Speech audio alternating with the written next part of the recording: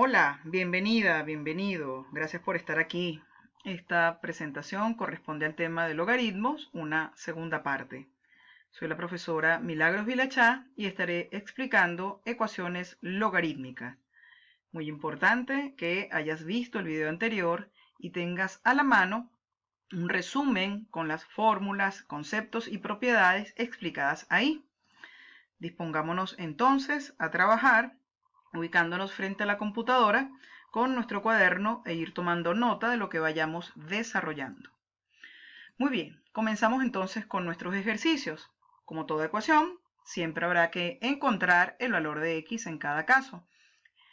En el caso de ecuaciones logarítmicas, vamos a llamarlas de esta forma porque nuestra incógnita se encuentra dentro de los argumentos de estos logaritmos.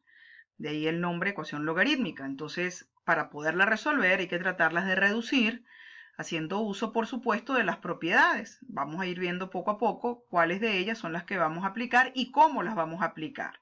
Lo primero que observamos es que a simple vista es que los 5 logaritmos que aparecen aquí, esta ecuación es bien interesante, los 3 términos que aparecen acá tienen en los 3 la base del logaritmo 5. Esa es una gran ventaja. En caso de que no la tuvieran, el ejercicio sería de mayor nivel y tendríamos que aplicar la fórmula de cambio de base. Pero en este caso vamos a aprovechar entonces que los 3 términos tienen base 5. Una cosita que también observamos es que si necesitamos reducir los logaritmos, digamos que resumirlos, tenemos un pequeño problema con este 1/2 y ya vas a ver por qué. Fíjate lo que observo a simple vista, que aquí del lado izquierdo de la igualdad tengo una resta de 2 logaritmos, pero tengo este 1/2 y fíjate lo que está pasando. Por eso es muy importante el buen manejo de las propiedades. En el video anterior yo mencioné que concretamente se pueden resumir las propiedades en estas 3 que están acá: el logaritmo de un producto, el de un cociente y el de una potencia. El logaritmo del producto es una suma de logaritmos, que cuidado, no voy a repetirlo porque ya lo dije en ese video con bastante energía, que el logaritmo de una suma, que es lo que tienes acá, no es una suma de logaritmos. Así que esto lamentablemente se queda así, no hay propiedad para esto, ¿sí? Lo que sí veo es que tengo una resta de 2 logaritmos y yo quisiera aplicar esta propiedad, que es donde aparece la resta de logaritmos. Vamos a colocarlas a las que voy a utilizar, ¿no? Yo quiero aplicar esta propiedad, pero resulta que no tengo la misma estructura por culpa de este 1/2. Entonces acudo a la propiedad de la potencia. Cuando hay un número multiplicando un logaritmo, yo puedo colocarlo como exponente del argumento, es decir, aplicar la propiedad, digamos, en sentido contrario. Es decir, que me estaría quedando, observa bien, que para poder limpiar lo que yo digo y tener la estructura de una resta de logaritmos, tendremos entonces que subir ese factor que estaba multiplicando el logaritmo como exponente de su argumento. Y luego transformar esa fracción en el exponente como un radical. Y eso, en teoría, ya lo sabes hacer por cursos pasados. Fíjate como ya entonces tenemos 2 logaritmos en la misma base, que ya lo vimos hace rato, restándose. Si quiero entonces recogerlos en una división, ya lo puedo hacer, en cuyo caso el logaritmo en base 5 de esto menos el logaritmo en base 5 de esta raíz se transforma en el logaritmo de este cociente. Este es el numerador, que es el positivo, y este es el denominador, que es el negativo. Aquí necesito que te acostumbres a decir algo como lo decíamos en las ecuaciones exponenciales. Bases iguales, exponentes iguales, ¿lo recuerdas? Acá vamos a decir logaritmos iguales, argumentos iguales. Y eso es lo que tenemos de este lado. Fíjate que ya nos hemos deshecho, por decirlo de alguna manera, de forma temporal, por una cuestión de equivalencias de igualdades, nos hemos deshecho de los logaritmos. Y ya lo que tenemos acá es una ecuación de tipo irracional, que estoy segura que sabes resolver. Tenemos que elevar el lado izquierdo y el lado derecho al cuadrado para deshacernos de la raíz.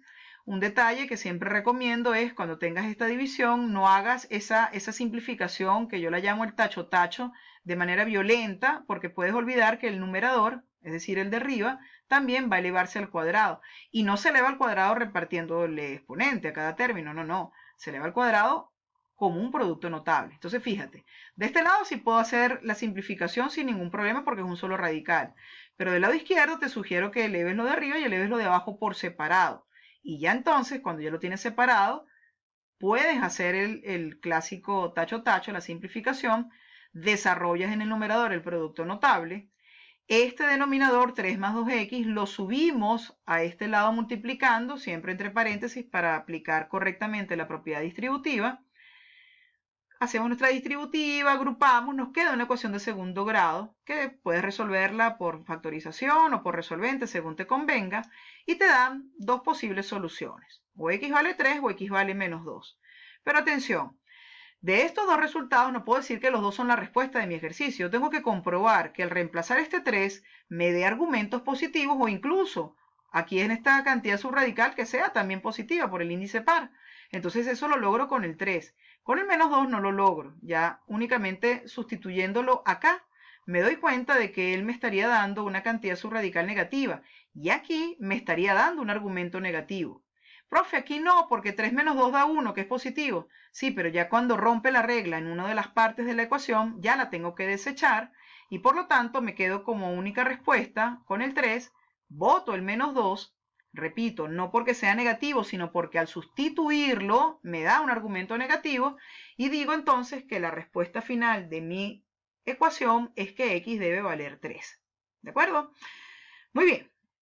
Pasemos a una segunda posibilidad, un segundo escenario. Esta ecuación es el logaritmo de otro logaritmo. Tal parece que esta es un trabalengua. Profe, ¿no será una multiplicación de logaritmos? No, contundente. Es el logaritmo en base 6, del logaritmo en base 2, del logaritmo de esto que está acá. Por eso lo separo en colores. No es una multiplicación de logaritmos. Mucho cuidado. Profe, ¿cómo lo resuelvo? ¿Qué es esto? El logaritmo de un logaritmo. Me enredo, no sé qué hacer. Cálmate.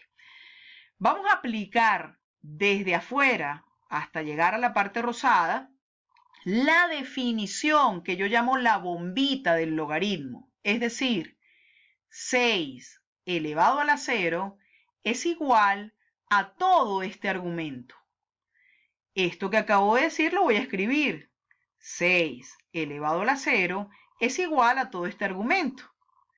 ¿Pero qué es 6 elevado a la 0? 1. Entonces voy a colocar esto a la izquierda y esto a la derecha. Porque cuando ya me deshice de este primer logaritmo que está en colorcito marrón, me queda el logaritmo azul y el rosado. ¿Cómo me deshago? Exactamente repito el proceso. 2 elevado a la 1 es igual al argumento rosado. ¿Te das cuenta? Aplicando la misma definición. De esta manera nos hemos deshecho del logaritmo de color azul. 2 elevado a la 1, aquí está, es igual a ese logaritmo. Escribo esto al revés me refiero a la derecha de lo que está a la izquierda lo que está a la derecha, porque voy a aplicar nuevamente la propiedad, la definición, perdón, no la propiedad, la definición. Recordando que aquí cuando el logaritmo no tiene una base escrita es porque está un 10, no lo olvides. Decimos entonces, 10 elevado al cuadrado es igual al argumento. 10 elevado al cuadrado igual al argumento, aquí lo tienes escrito. Y ya lo que te queda es una ecuación que es para ti muy fácil de resolver.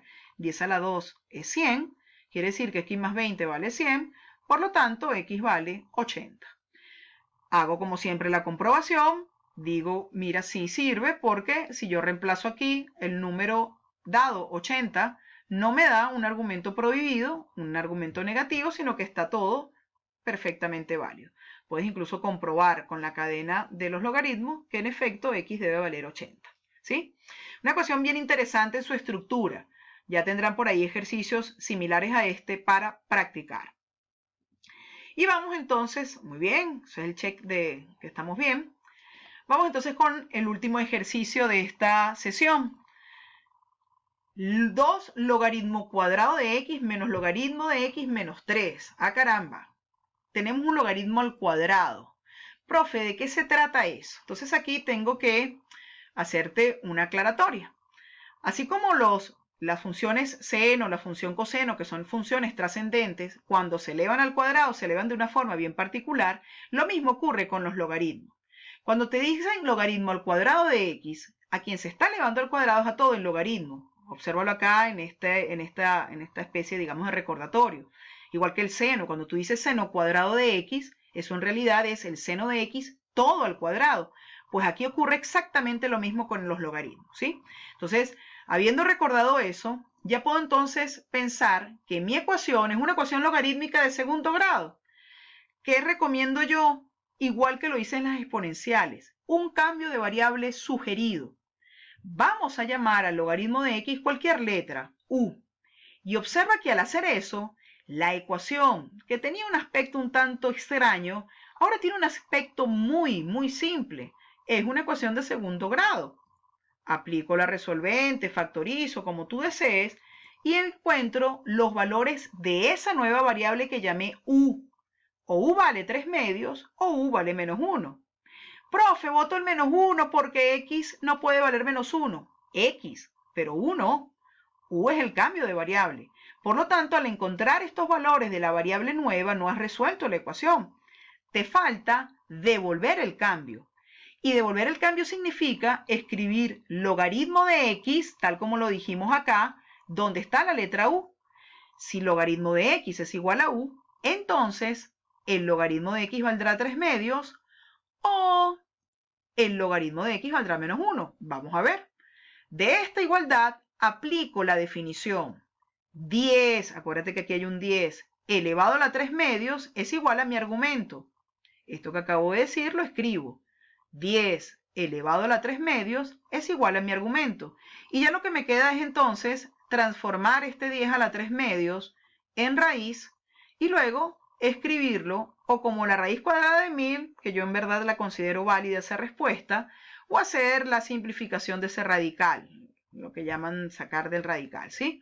Lo importante es que ya te des cuenta de que esta respuesta es perfectamente válida porque es un número positivo y el argumento debe ser positivo, es una x que está aquí solita. Y por la otra posibilidad, decimos 10 elevado a la menos 1 es igual a x, al argumento. 10 a la menos 1 no es un número negativo. Cuidado, 10 a la menos 1 es 1 entre 10. Por lo tanto, esta solución también es válida dentro de la expresión. No la voto.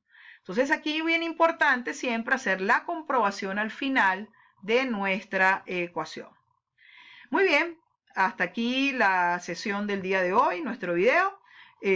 Cualquier cosa que te haya quedado un poco muy rápido o no lo entendiste, pues retrocedes y colocas el video en el punto donde te convenga, ¿sí?